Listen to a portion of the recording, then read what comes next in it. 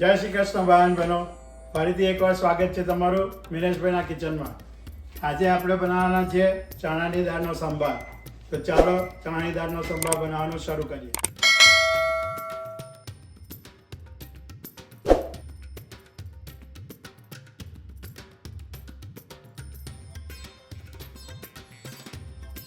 ચાલો તો હવે આપણે શરૂ કરીએ આપણી ચણાની દાળનો સંભાર. તો બા એને બનાવવા માટે તો તે શું લીધું, શું કરે છે તું? આ મેં 1.5 કપ ચણાની દાળ લીધી છે. એને 4 કલાક પાણીમાં પલાળી 3-4 પાણીએ ધોઈને હવે હું એને કુકરમાં મૂકી દીધા. કુકરમાં બાફવા મૂકી છે. દાળ ડૂબે એટલું પાણી લીધું છે એક આંગળી ઉપર. હવે એને જે ઉભરો આવે ને બધી ફીણા હોય તે હું કાઢી નાખા. એ કાઢવાથી મારી દાળ પછી કુકરમાં સરસ રીતે બફાશે. ની ઢાંકણા પર પાણી આવે કંઈ નહીં. તો આ જુઓ આપણા કુકરમાં હવે ફીણ આવવા માંડી છે. હવે આને આપણે થોડી વારમાં કાઢી નાખીશું.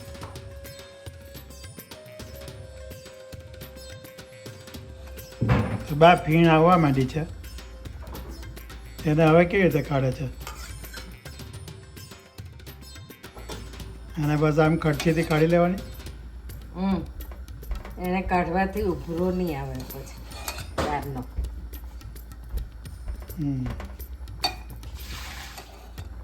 તો બા ફીણ એની થઈ આટલી બધી પણ?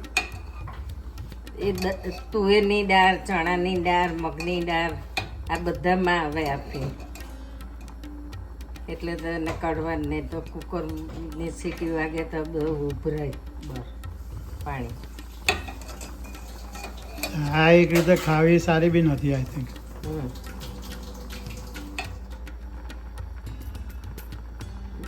આદુની પેસ્ટ હા 1 ટીસ્પૂન. 1 teaspoon ginger paste.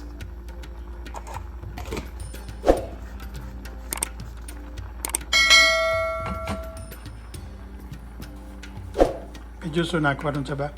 મરચું, green chilli paste. Green chilli paste જેટલું તીખું જોઈએ એ પ્રમાણે.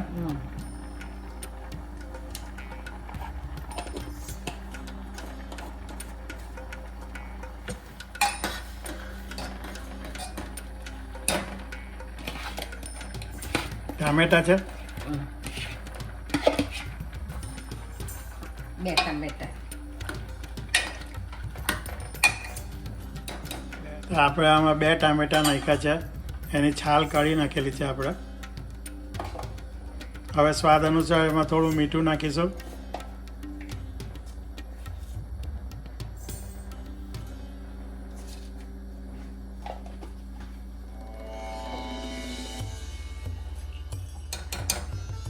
થોડી હળદર નાખી છે.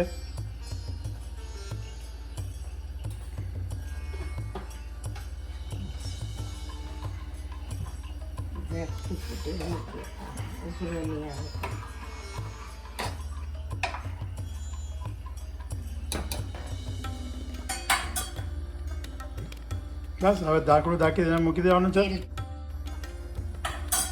1 ચમચી થોડું તેલ નાખ્યું છે જેનાથી ઉભરો નહીં આવે. હવે આપણે ઢાંકણું ઢાંકીને એને થોડી વાર માટે થવા દઈશું.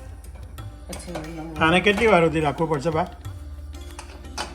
કેટલી સીટી? 5 સીટી. 5 સીટી મારવાની છે. બા આપણે સંભારમાં બીજું શું નાખવાના? મોરંગાની સિંગ નાખવાની છે. તો મેં બાફવા માટે મૂકી છે. એક નાની ચમચ મીઠું નાખ્યું છે, સૌથી નાની ચમચ. એટલે આ તો પેલી સરગવાની સિંગ કહે તે છે. હા.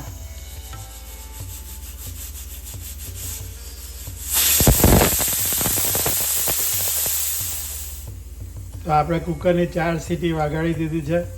હવે આપણે એને બંધ કરી દીધું છે. હવે આપણે રાહ જોઈએ છે આપણી મોરિંગાની સિંગ બફાય એટલે કે જેવી બફાઈ જાય પછી આપણે એને બી નાખીશું અંદર.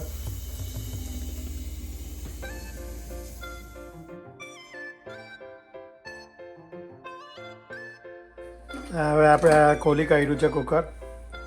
હવે આપણે એનો વઘાર કરીશું. તો વઘાર કરવા માટે આ શું લીધું? વઘારિયું લીધું છે. વઘારિયામાં હવે થોડું તેલ નાખવાનું છે.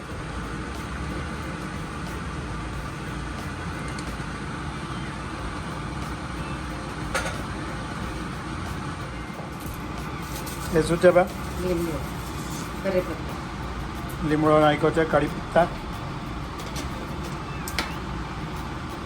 મેં જોયું તે તો આમાં બી નાખ્યો.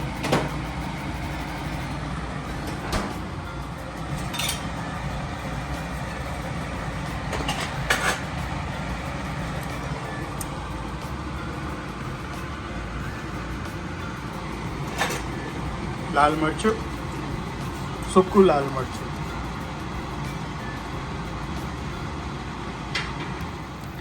હિંગ ચપટી ભરી હિંગ નાખવાની છે. રાઈ, 1 ચમચી રાઈ, 1 ચમચી રાઈ નાખી, 1 ચમચી જીરું, 1 ચમચી જીરું,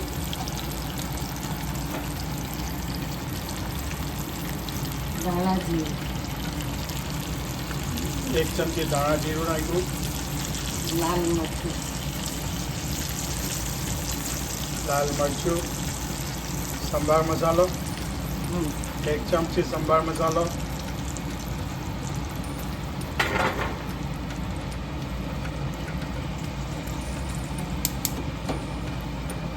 બધાને સારી રીતે મિક્સ કરી લો.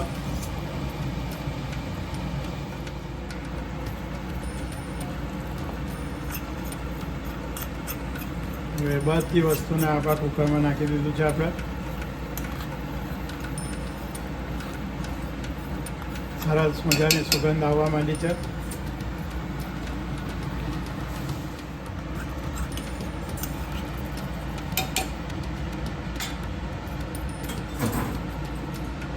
વઘારિયામાં થોડું પાણી નાખી દે અને નાખી દીધું છે આની અંદર.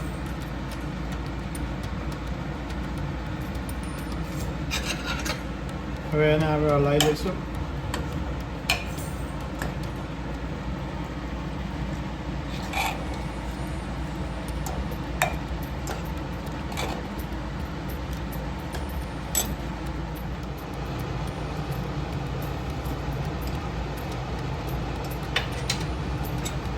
હવે એમાં થોડું લીંબુ પાણી નાખવાનું છે.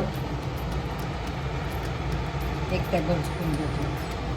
1 ટેબલ સ્પૂન જેટલું છે. લીંબુનો રસ છે એકચ્યુઅલી.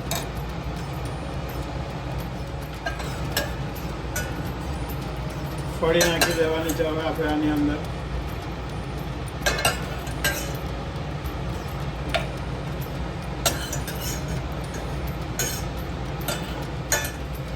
સારી રીતે એને મિક્સ કરી લો અને હવે કુકર ચાલુ કરી દીધું છે પાછું આપણે. હવે કુકર ઢાંકવાનું નથી, રાઈટ બસ? હવે આને ઢાંકવાનું નથી, બસ આવી રીતે થોડી વાર થવા દો, કારણ કે સિંગ બી બફાઈ ગયેલી છે. બસ આવી રીતે એને થોડી વાર માટે થવા દો અને આપણી પછી રેડી થઈ જશે. ગાર્નિશ માટે આપણે થોડા ધાણા નાખી દીધા છે અંદર. હવે સમય થઈ ગયો છે અને થોડો ચાખી જુઓ. અને ચાખ્યા પછી જો તમને લાગે કે જરાક મીઠું ઓછું છે કે કંઈક વધારે પડતું થઈ ગયું છે, ઓછું હોય તો તમારાથી એની અંદર થોડું ઉમેરાશે.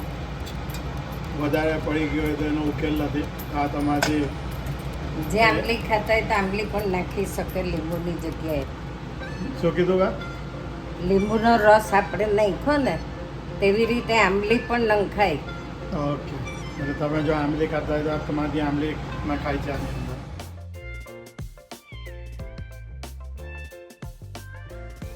તો તમે બી ટ્રાય કરો ચણાની દાળનો સંભાર બનાવીને મને કહેજો કેવો બન્યો. ચેનલને લાઈક કરો, શેર કરો અને સબસ્ક્રાઈબ બટન પણ દબાવો. જય શ્રી કૃષ્ણ.